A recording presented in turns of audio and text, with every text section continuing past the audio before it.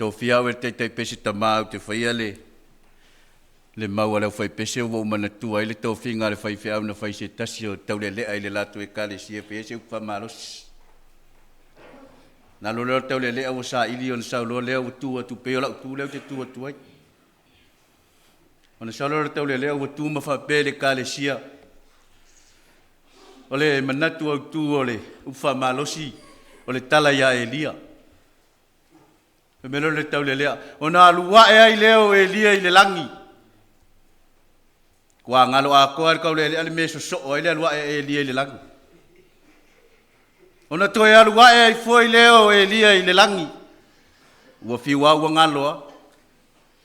O na toi a lua e ai foi leo e lia i le langi. Se umalo le langi muli muli e kui folole ko inga e makua e peo le sunga le dia o ia malo. Ma fa pea i le tau le lea.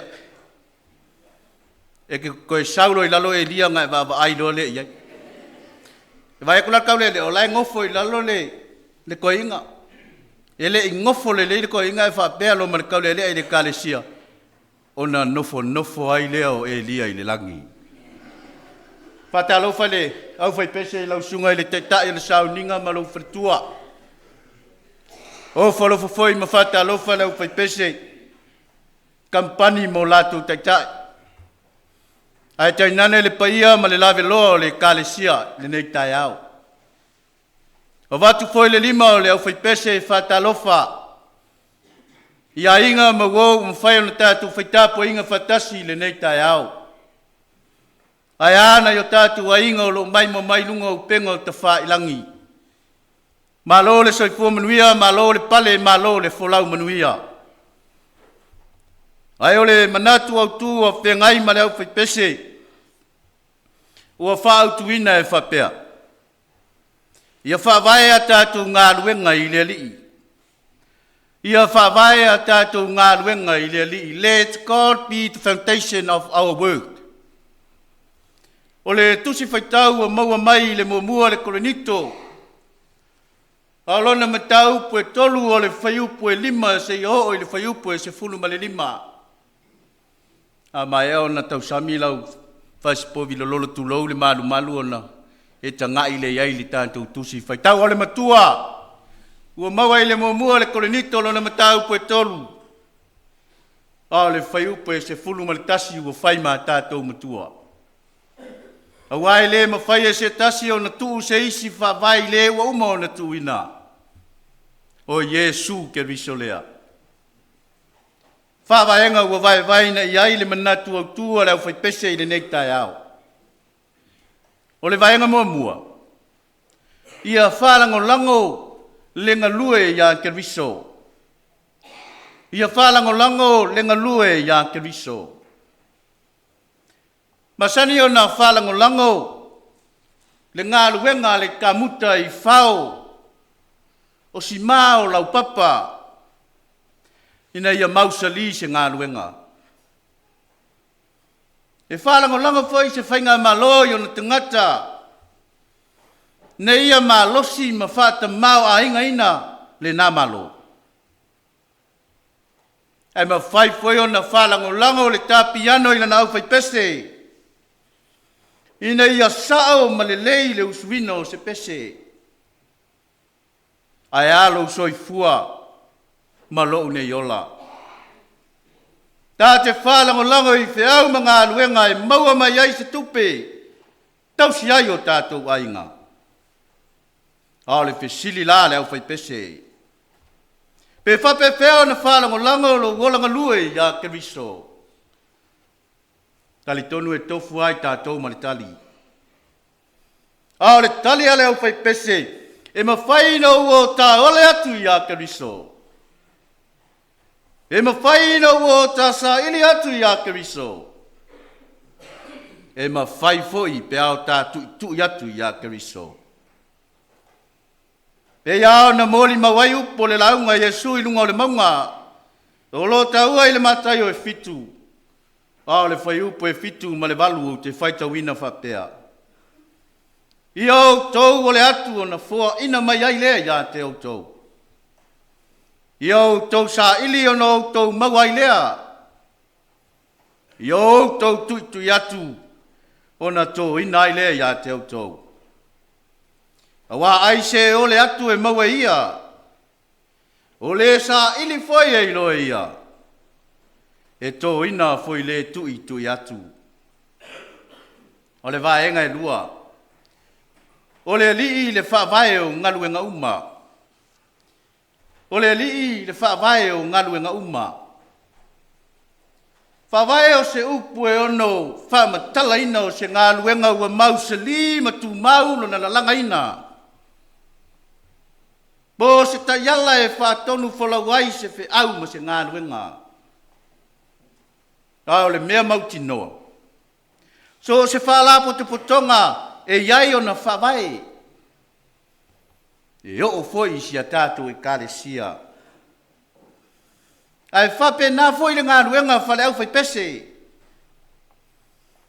Whawae i le atua Samoa. Ao se mātou teitai pese ta mā foi o lona suafa o whawae. Ai a o wha umi ina o whawae i melelei. Ao le mea mauti noa. E iai tei me lulu ina ma tofo ina ai whawae nei. Ma iu ina lelelei ma nuti pala ina. Me a whai e le sao ma mā losi lo na whauwhau ina. Ai a whai tā te tū ma tepa ma tō ma natu pēa i le whawae. Ma le ngā luenga mai a ea natu ua i e le li ilo na mamalu i langi. Ai a whio mai ma tau i le sa tauro mātanga. Ma le tūnga mau pong sa. Ma toi tū manu malo mai le oti ma le tūnga mau. O se whawae ua le leita pena mo oe mau le tangata ngasala. Nei au tā maua le ola. Ma maua atilia i lava. Au lea foi le whamanatu a le tusi a luka e ono. Au lona whai upe whasi fulu ma le walu ma le whai upe whasi fulu ma le iwa o te whai tau wina whapea. Tusa o ia ma le tangata ua whai lona whale ua ia eli mau lalo. Ua tuu le whawai lunga o le papa. O na saua i lea o le tafe. Ua whawhati mai ai le vai tafe i lea whale. Ua le maa ngā o ioia i lava ua ua whausia le lei. A o le whalongo ai le whaia e tusa o ia ma le tangata ua whai lona whale i lunga o le ele. E le ai so na whawai. Ua whawhati mai ai le vai tafe o na paulo lea ma nuti palaina lea whale. Baenga e tolu. Tauia e lea tua ngalu e nga uma. Tauia e lea tua ngalu e nga uma. Finau ma sa ili. Tauia i le whaeina. A whaifoi e te tautua toto ma e tautua matavela. E tauia i le whaapaleina. Aolo whaio se ngā luenga le lei e tauia i whamanuianga. A whaifoi e te alofa atu. E tauia i le alofa mai. Ai whai o le ale finangalo o le atua o lo e au na mo tātou tāpua iai. Lona finangalo a lofa lea na tauia ai so se fe au ma se ngā luenga tātou whaia.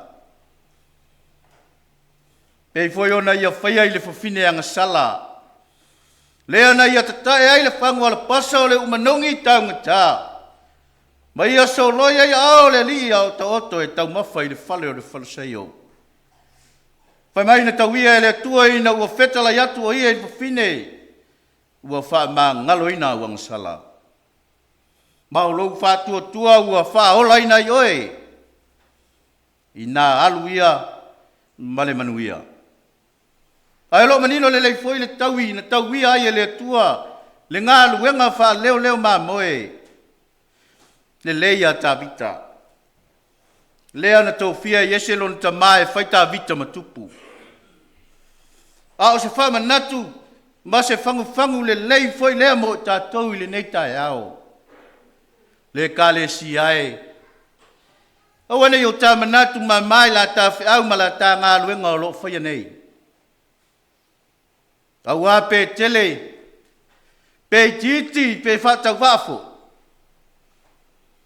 O le mea mauti noa e tauia e le atua lo so i fua tau tua. Ona o ta sapi lea, ma o ta sei ma malie, i le tele o na whamanuianga.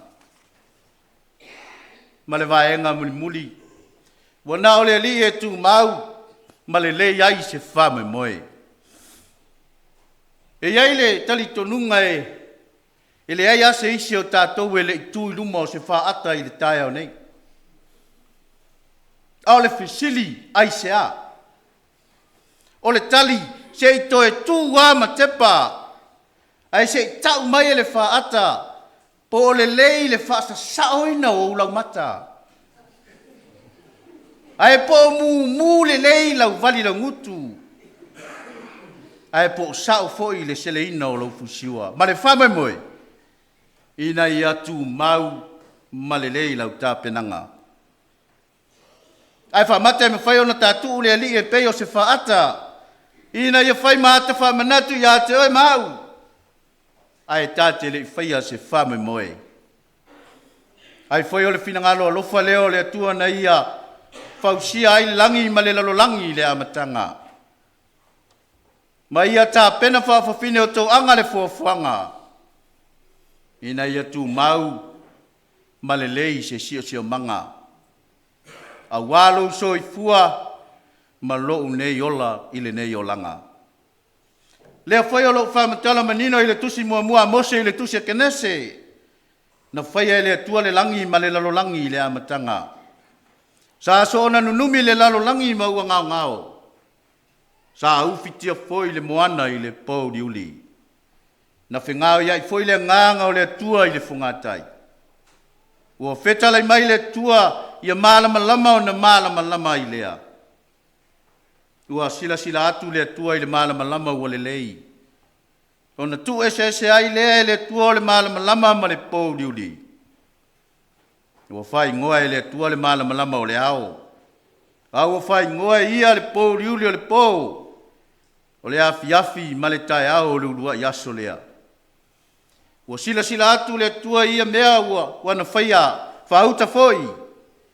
Ua matu wale le lava.